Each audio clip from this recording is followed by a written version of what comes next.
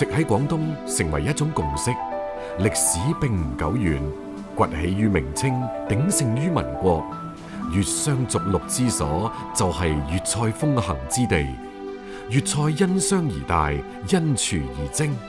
粵廚四海為家，溝通中外，無意中將大寫嶺南濃縮喺小小餐台。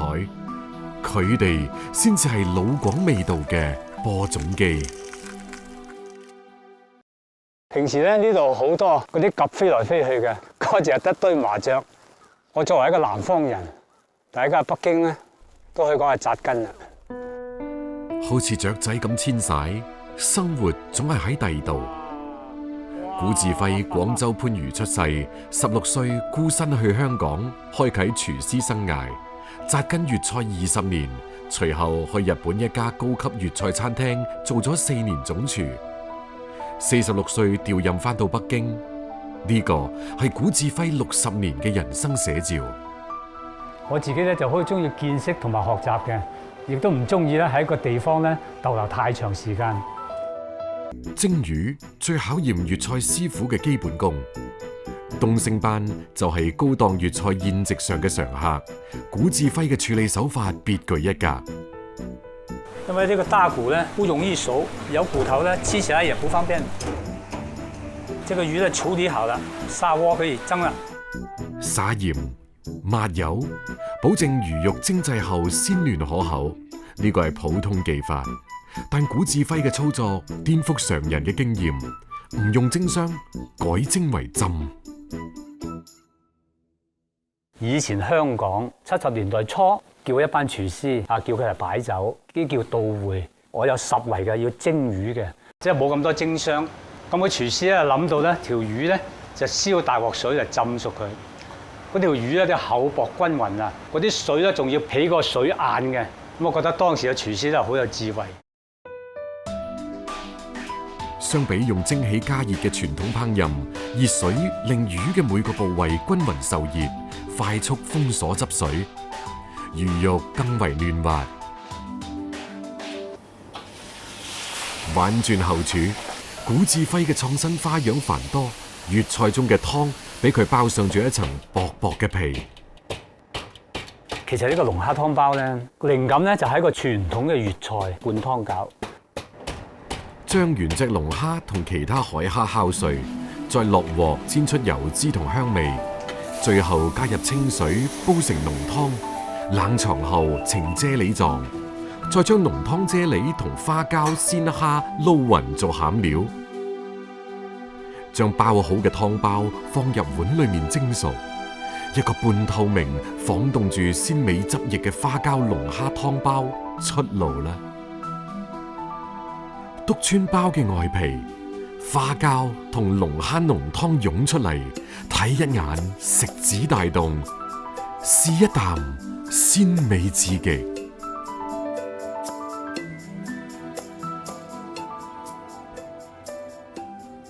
京城餐飲江湖競爭激烈，古志輝如履薄冰，時刻唔敢放鬆。喺70、80年代，粵菜咧一定要大碟夠體面，客人先至覺得係滿意。但係依家就追求精緻、健康、時尚，咁所以咧我哋做廚師咧都有與時並進，先追得上個潮流嘅。古志輝嘅餐廳後廚唔單止菜品海納百川，就連人都係五湖四海。睇睇先，又有廣東，有內蒙古，有荷蘭、河北。還有安徽，平地吃安徽菜，你吃這個粵菜，你覺得好不好吃？我覺得非常好吃。非常好吃就是不懂吃。我覺得這個菜呢，每一碗都有很大的提升的空間。好幸運，以前跟過好多香港嘅老師傅，好多古法嘅做法，做唔同嘅粵菜。依家將粵菜傳承，令到年輕廚師能夠接得到，推向全國，推向全世界。古志輝嘅粵菜餐廳從北京開到西安、成都等地，雀仔又再展翅高飛。粵菜手藝唔單止令當年嘅懵懂少年有咗安身立命嘅根本，亦成為佢走南闖北嘅底氣。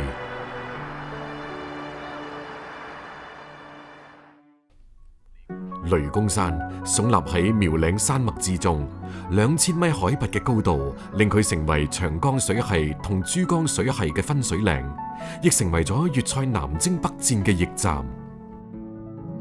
好久沒出去玩啦，所以玩到按喇叭。這個路線永遠是跟着美食一樣的，對啊，哪裡有好吃的就去哪裡。對，哎，下個雨就石板太滑了。全部是青苔。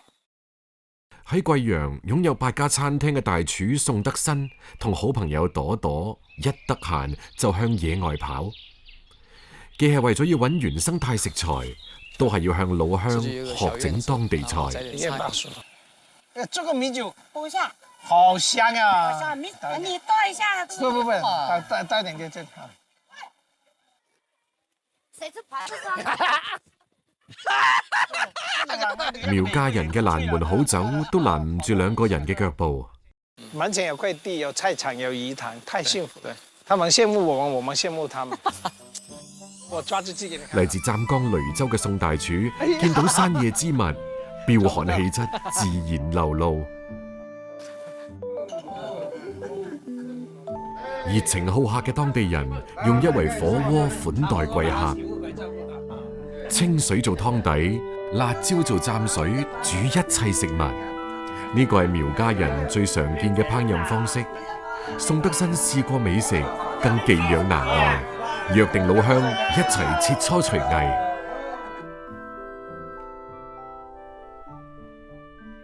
第二日，攀爬住1800米海拔嘅高山，宋德新同朵朵開始尋找食材。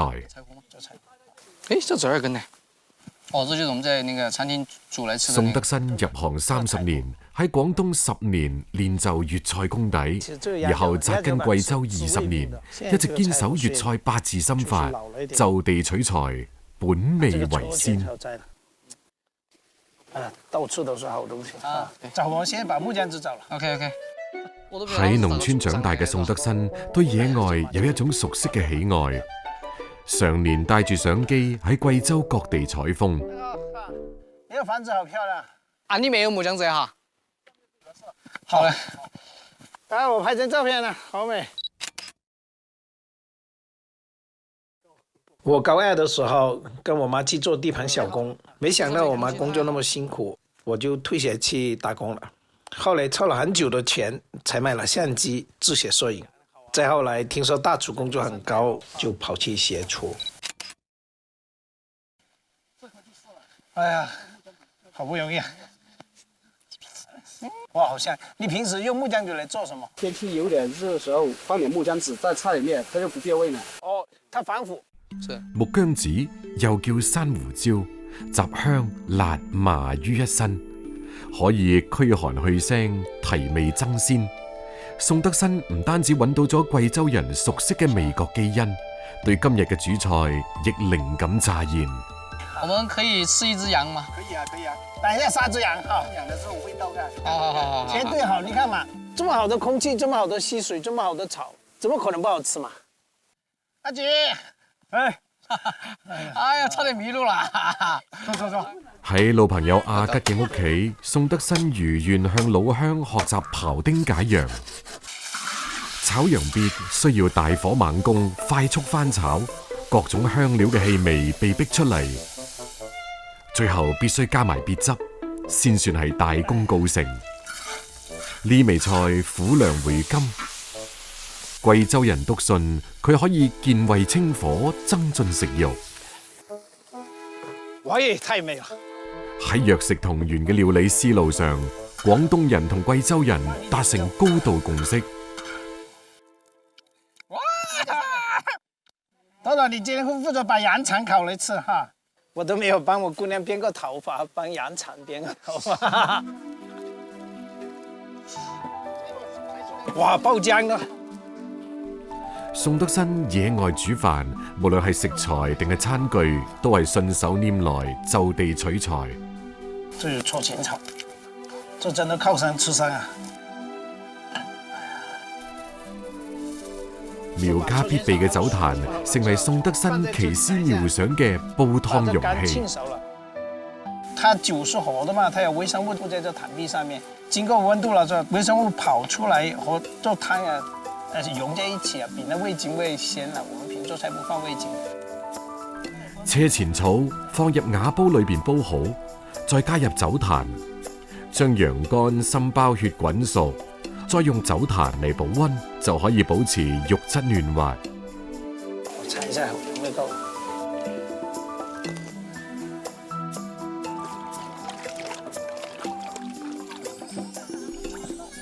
宋德新嘅鄉下湛江以白切菜式聞名，佢將羊腩成塊放入粥水裏邊，再加羊肉同柴胡入去，煮半個鐘頭。將羊腩攞出嚟，放到清涼嘅溪水裏面浸泡。呢道菜係佢送俾老鄉嘅一個驚喜。那個白銀豬手就是丟在水裡面，忘記了就要不斷的沖，就成了這個名菜哈。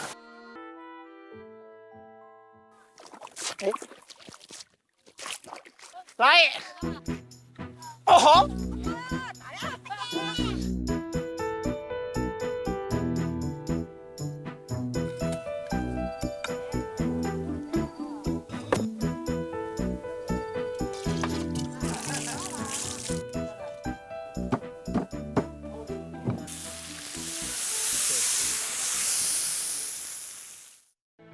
好山好水提供咗原生態食材，少數民族沉澱咗各具特色嘅烹飪技法。宋德新從呢度吸取美食養分，滋養自己嘅職業生涯。我們家好像之前都沒有。就白切啊，對對對。用米湯嚟把羊肉浸熟了，這個做法也是我今天想出來的，臨時發揮出來的。我們回到城裡面吃不到這麼好吃的，我巴不得天天往鄉下跑啊！你還要把方法教我，隨時沒有任何問題。感謝感謝。老爸，啊，晚上好晚上好，給你煮的麵啊。黔東南之女盡興而歸，剛煮。貴陽屋企嘅女早已經準備好咗宵夜。對，一坨了。好不好吃嘛？應該好吃。我爸做大菜比較好，但是煮麵條很黑暗的。好吃。老爸，你是不是又禿了？又禿了。哎呀，老啦！旅途嘅疲憊俾個女一碗麵撫平。不過採風歸來嘅宋德新第一時間唔係返到餐廳廚房。任何行業裡面，審美非常重要。我在繪畫裡面會找到很多。我希望廚子它是一個很美的職業。學畫畫4年，為宋德新帶嚟嘅唔單止係精神上嘅愉悅，亦為自己餐廳打上咗獨具風格嘅美學烙印。一個好的作品，你放在這個空間裡面，它可以瞬間把你這個空間燒留下來，讓整個空間不孤獨。喺廣東成長學藝，到貴州創業成家，一條珠江串聯起兩個省份，亦串聯起宋德新嘅尋味人生。2016年，外交部舉辦貴州省全球推介會，宋德新帶領團隊39日行雲貴州，採集過百道菜肴，並最終選定21道黔菜展現喺外賓面前。其中酸湯係黔菜嘅代表性美食，宋德新沿用傳統食材，另一道家常菜變身成為優雅西餐。當時是有個規定，不能端到壇上去，所以呢，我們就要變。我覺得粵菜給我的是一個很好的功底，就是羹的做法，然後我們在裡面加入定放了，它就半凝固的狀態。因為外國的朋友呢不止一次的，所以呢我們就必須要把魚的肉拆出來。用鄉下雷州嘅海鹽炒熱後放入砂鍋，將貴州土產嘅雞肉燜熟，再同雲貴高原嘅雞葱菌撈勻，一味菜混合咗唔同嘅地域風味，成就咗新嘅粵菜體驗。香料木姜子喺研壓瞬間迸發芳香，只需幾滴混入橙汁裏面做成冰沙，為清淡嘅海膽帶嚟酸甜麻辣嘅雪糕口感。現代的物流飛速快哈，整個冷鏈系統打破了這樣的一個界限，會呈現更豐富的餐桌。這個碗窯是羊的碗窯，是那天從山上帶回來的。碗窯在貴州用的挺少的哈。用動物網油裹魚清蒸係粵菜裏面嘅古老手法。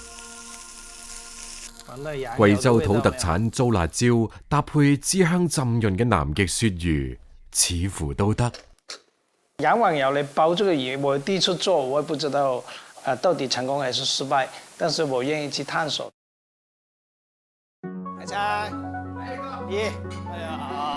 朋友經常笑宋德新係最唔似廚師嘅廚師，但淨係攝影、繪畫同廚藝之間嘅藝術通感，令宋德新吸取西南天地靈氣，喺味覺領域開疆拓土，常學常新。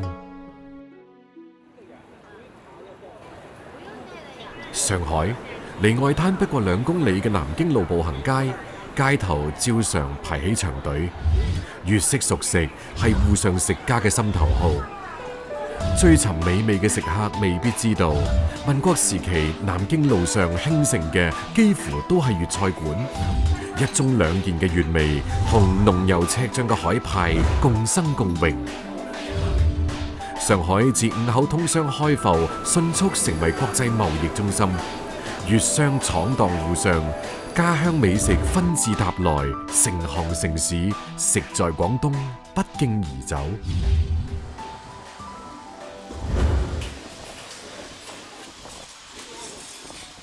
我係1989年咧就入咗行啦，一直都係做粵菜嘅。我就係2005年嚟咗上海嘅。細個嗰陣時候咧喺湛江出世。闖蕩上海灘嘅粵菜師傅黃建儀係土生土長嘅廣東仔，行走喺海風陣陣嘅廣州一德路上，如魚得水。二哥翻嚟好多新貨，睇下。係喎。我要個貨全部攞翻俾你啦！呢度過嚟睇下，呢個2頭嘅吉品，依家喺市場上咧係最頂㗎啦，全市場都冇咩貨，1000幾斤咧先出幾個㗎。頭數係指乾包嘅大細，每市斤頭數越少，體積越大。呢個係頂級鮑魚嘅象徵之一，極為罕見。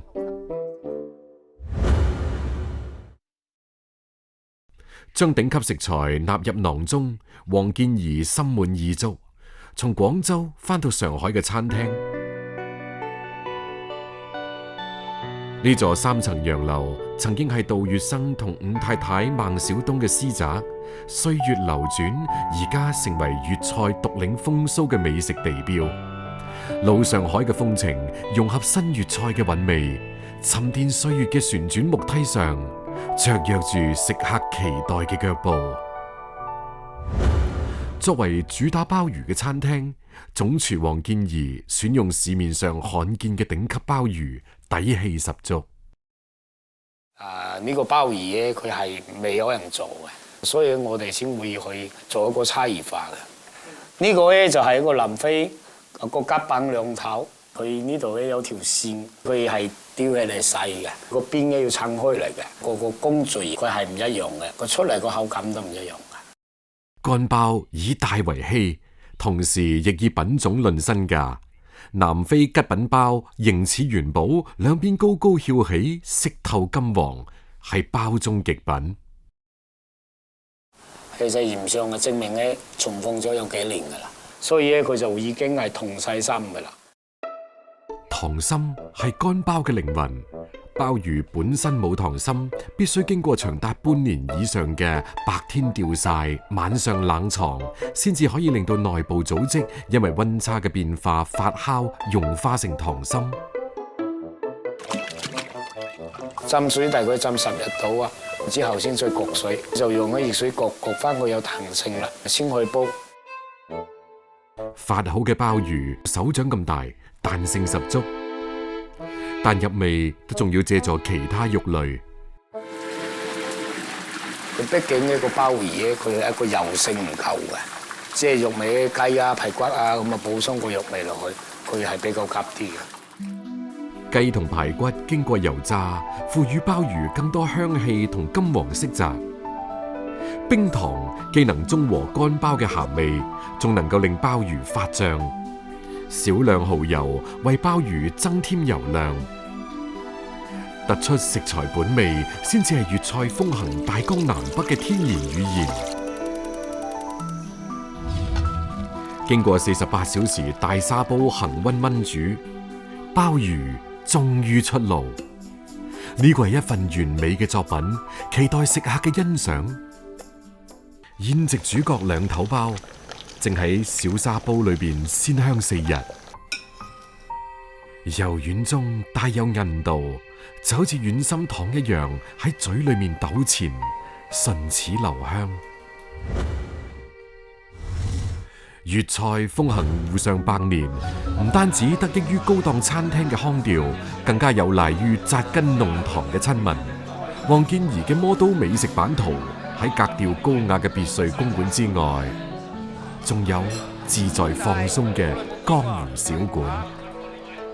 咁啊，啲菜點樣啊？好靚啲雞。係嘛？安鋪個白切雞醃雞嚟嘅嚇。我好靚。啲鵝啊，鹽拆鵝係雲生嘅，都好靚。係嘛？即係估唔到可以浸光菜，可以喺上海可以食到。係嘛？黃建怡帶住一身嘅粵廚技藝闖蕩大上海，正如100年前佢嘅前輩喺黃浦江畔領風氣之先，將家鄉嘅味道做成咗中國嘅符號。